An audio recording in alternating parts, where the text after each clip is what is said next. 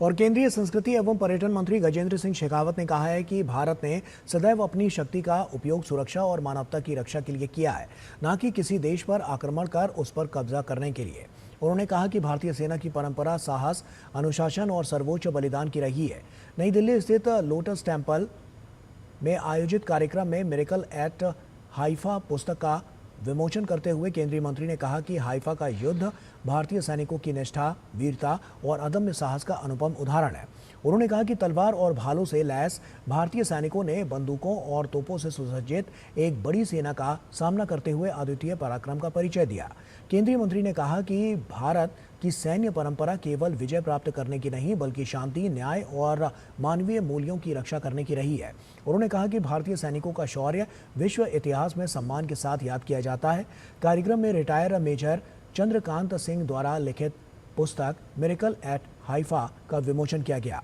पुस्तक में इजराइल के हाइफा युद्ध, बहाई समुदाय से उसके ऐतिहासिक संबंध और भारतीय सैनिकों के शौर्य का तथ्यपरक और विस्तृत वर्णन किया गया है और इस अवसर पर विभिन्न क्षेत्रों की अनेक गणमान्य हस्तियां भी उपस्थित थी।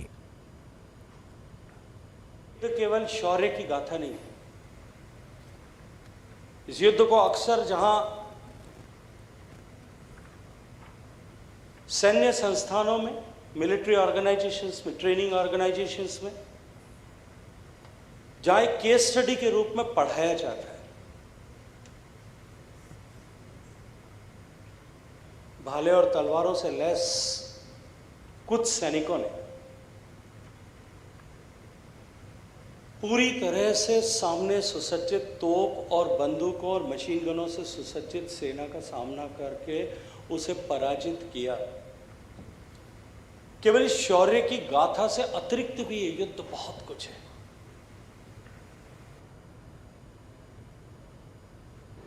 हिंदुस्तानी फौज, हिंदुस्तानी सोल्जर्स ने टर्किश सोल्जर्स को 23 सितंबर 1918 में खदेड़ के हराया।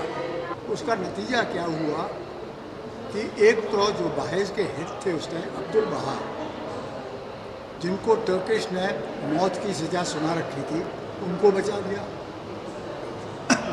दूसरा जो इम्पोर्टेंट चीज़ हुई, जो इस्लामिक खलीफात था मोहम्मद के बाद में और 1920 तक चला, वो इस एक्शन से, इस लड़ाई से ख़त्म कर दिया। केंद्रीय कोयला एवं खान मंत्री जी किशन रेड्डी ने